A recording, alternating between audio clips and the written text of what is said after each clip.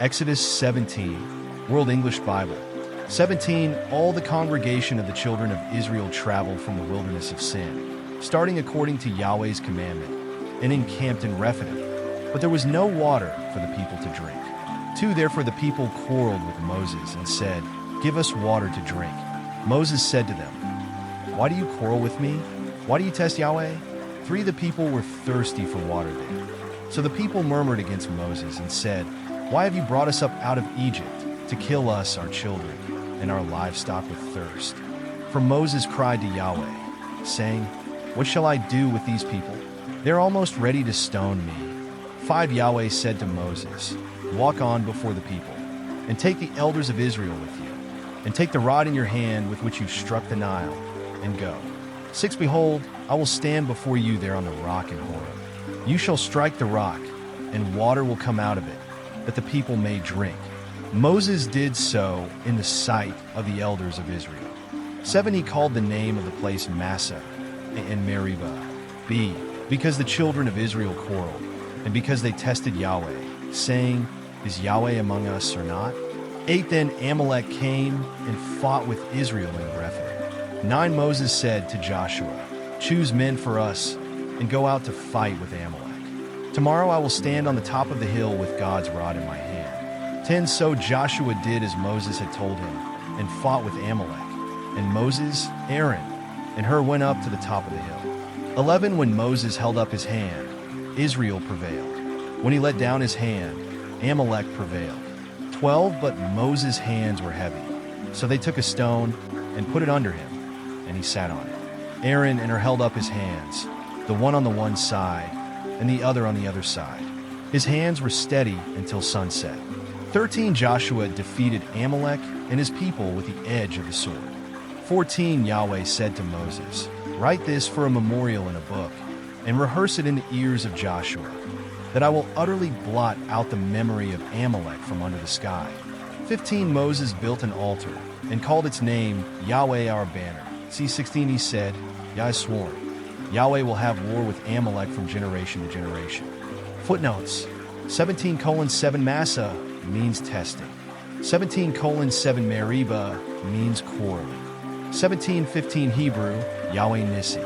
Exodus 18, World English Bible.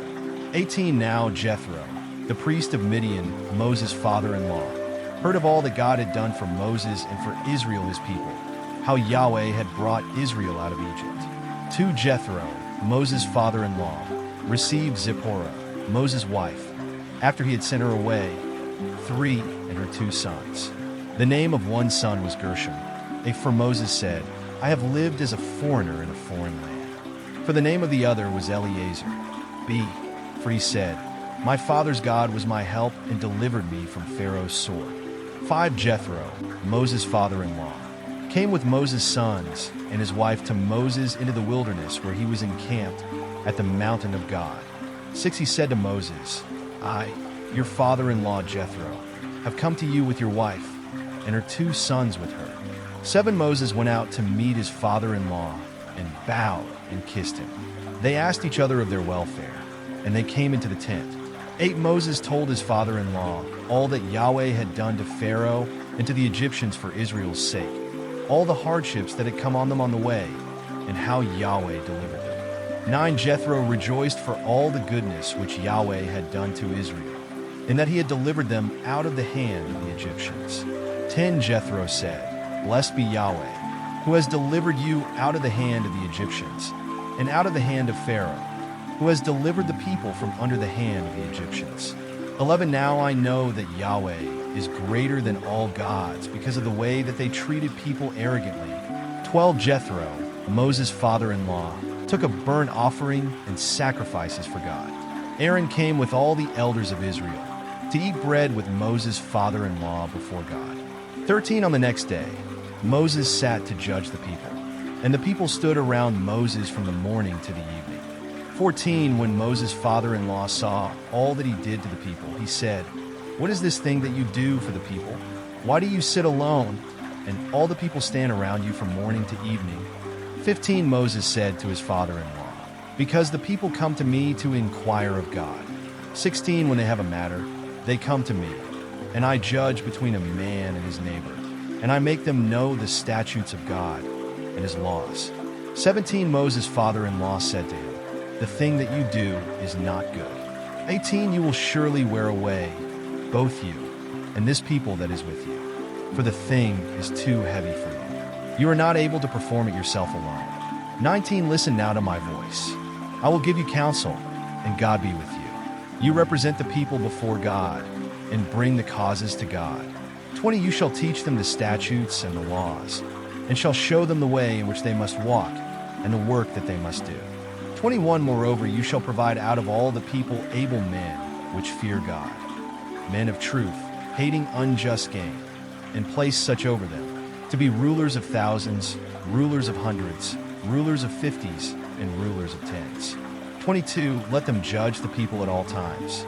It shall be that every great matter they shall bring to you, but every small matter they shall judge themselves. So shall it be easier for you, and they shall share the load with you. 23 If you will do this thing, and God commands you so, then you will be able to endure, and all these people also will go to their place in peace. 24 So Moses listened to the voice of his father-in-law, and did all that he had said. 25 Moses chose able men out of all Israel, and made them heads over the people, rulers of thousands, rulers of hundreds, rulers of fifties, and rulers of tens. 26 They judged the people at all times. They brought the hard cases to Moses, but every small matter they judged themselves. 27 Moses let his father-in-law depart, and he went his way into his own land. Footnotes: 18:3 Gershom sounds like the Hebrew for of an alien there. 18:4 Eliezer means God is my helper. Exodus 19, World English Bible.